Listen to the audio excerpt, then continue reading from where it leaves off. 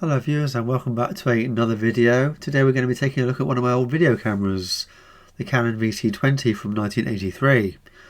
This is a tube-based video camera, so it's before the days of CCD. I used a pickup tube to convert the images into electronic signals to record onto a videotape using an external video cassette recorder. Looking back in my old video camera magazines from 1983, I managed to find a nice colour picture here for the Canon VC-10, apparently the ultimate camera choice back then.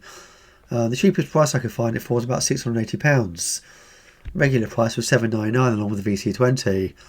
The VC-30 was actually £900. And then of course you had to buy your VHS video recorder on top of that, which was another £700.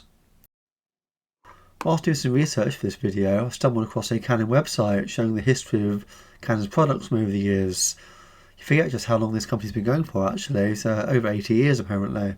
Since Canon's first product 87 years ago, and we're now in 2023, they've created quite a lot of products over that time period. And quite interesting, looking at their first video camera here from 1981, the VC-100, is pictured here with what looks like a CVC video recorder, which was originally made by Technicolor. I was quite surprised actually to see this, and doing some research on that, I found one that sold at an auction in Sweden. Looking at it, the machine was originally only sold in Japan, looking at all the writing on it. So I guess somebody must have brought that in Japan on holiday and took it back to Sweden with them. So it's basically a clone of a Funai Technicolor CVC-212. Next came the VC-10, which looks very similar to the VC-20, and this came out in 1982. And here it is pictured with a full-size VHS video recorder in the same colour, white. And then along came the VC-20, which is the example I have, again pictured with the same video recorder. And then next came the VC-200, and then last but not least the VC-30, which looks like quite a nice machine actually, and the video recorder looks like it's been slightly updated. This came out in 1984. After this, camcorders started to make an appearance. They're saying that video cameras were still sold for 2 or 3 years after this on their own, so they could be plugged into a separate video recorder. So let's take a look at the camera itself and its features and benefits and all the switches and buttons it has. Most cameras from this time period allowed you to manually operate the zoom, along with the powered zoom, which was a little rocker switch on the opposite side.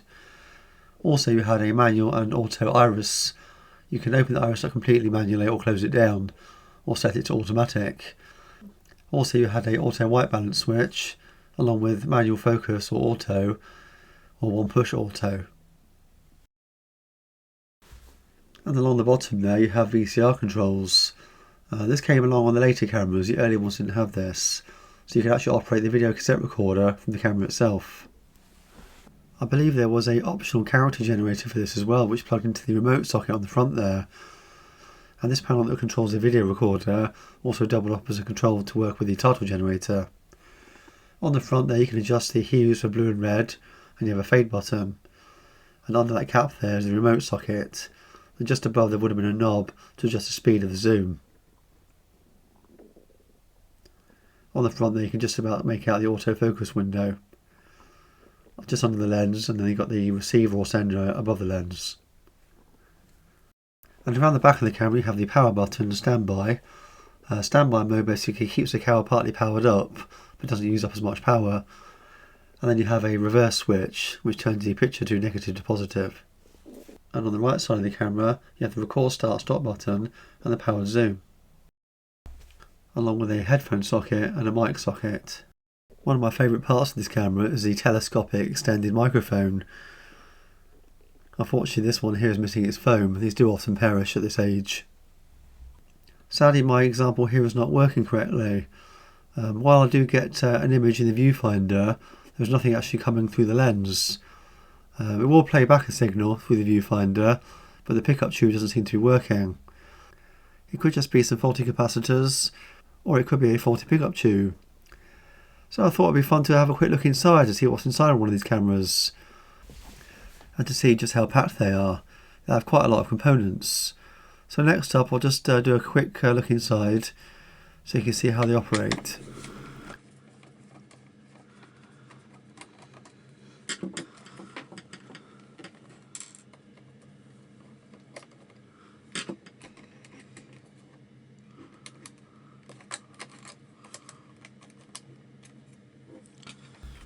The small PCB there on the back is actually the back of the pickup tube, and that looks like a filter capacitor. The sides of these cameras just slide off on this particular model. Some of them are a lot more complicated and have a lot more screws.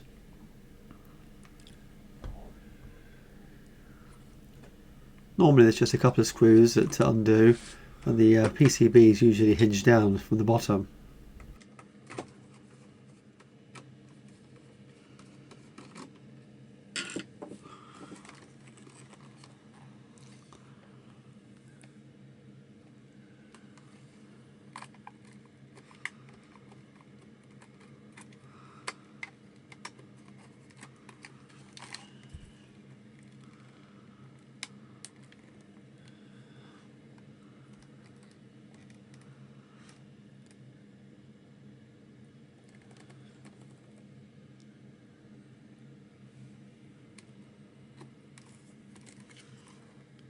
And that's where the front of the pickup tube begins.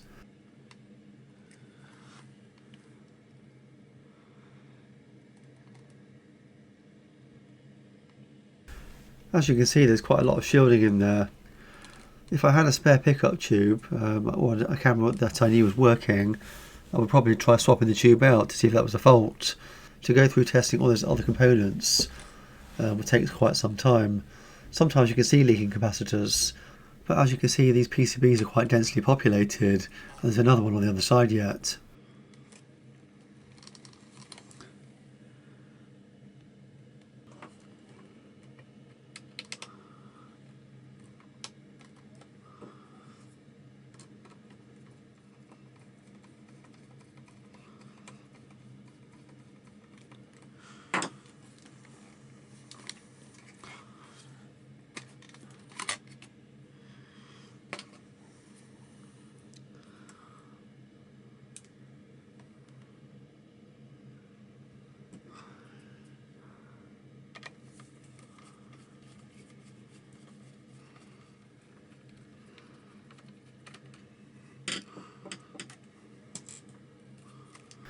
And again, looking at this side, nothing looks untoward.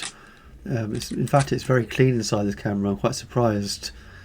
But there's no ventilation on it, so I guess no dust would be able to get inside.